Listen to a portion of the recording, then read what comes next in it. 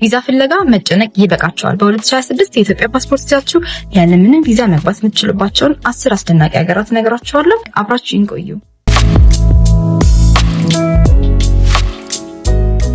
የመጀመሪያው ሀገር ኬንያ ነች። ለ90 ቀናት ያለ ቪዛ መቆየት እንችላለን። ነገር ግን ከመሄዳችሁ ከ3 ቀን በፊት ኤሌክትሮኒክ ትራቨል ኦቶራይዜሽን ወይም ኢቲኤ በኢንተርኔት መሙላት አለባችሁ። ኢቲኤ ማለት በቀላሉ በስልክ ወይም በኢንተርኔት በነፃ የሚሞላ አጭር መረጃ ሲሆን ወደ ሀገራችሁ ልንመጣ ነው የሚል ማሳወቂያ ነው።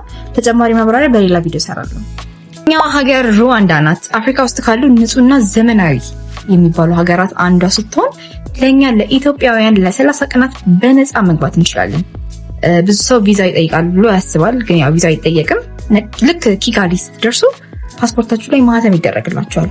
ብቻ የቢጫ አበባ ካርዳችሁን መያዝ እንዳትረሱ። ሶስተኛው ሀገር ሲሼልስ ነች። ለ3 ወር የሚቆይ የጎብኚዎች ቪዛ ወይም ቪዚተር ቪዛ በነፃ ታገኛላችሁ።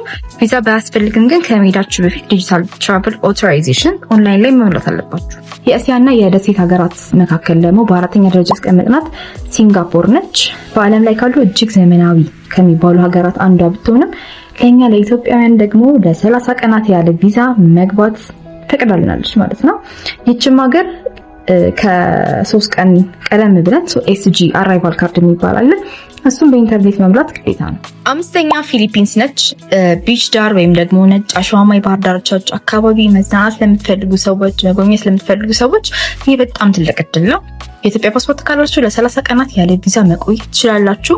ኢትራቭል ካርድ ከመድረሳችን በ72 ሰዓት ውስጥ በኦንላይን ይሞላል። በተጨማሪም ደግሞ በማንኛውም የቪዛ ፍሪ ሀገራት ግዴታ የሆነውን የመመለሻ ቲኬታችሁንና የሆቴል ቡኪንጋችሁን መቁረጥ እንዳትረሱ።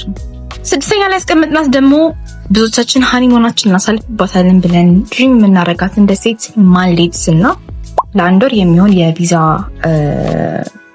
ማህተም ማልዲቭስ ስትደርሱ አውሮፕላን ማረፊያ ላይ በነፃ ታገኛላችሁ። ነገር ግን ከመሄዳችሁ በፊት IMU GA ፎርምን መሙላትና የሆቴል ቡኪንግ መያዝ እንዳትረሱ። 7ኛ ደግሞ ባርባዶስ ነች።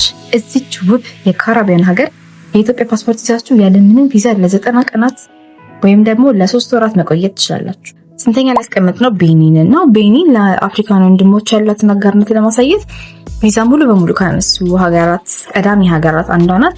ለኢትዮጵያውያን ደግሞ ለ3 ወራት ያለ ቪዛ መቆየት እንዲቻል አድርጋለች። 9ኛ ዶሚኒካ ነች።